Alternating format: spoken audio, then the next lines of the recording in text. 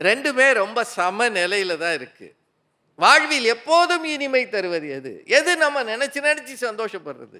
எது நமக்கு பக்கத்திலேயே இருந்து கூட வருவது? எது நம்மை ஒரு படி உயர்த்துகிறது?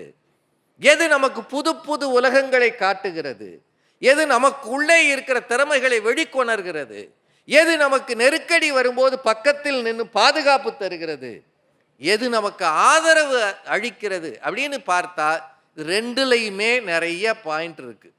காதல்லையும் இருக்கு, நட்புலையும் இருக்கு. இது 2மே சம அளவில் இருக்கு.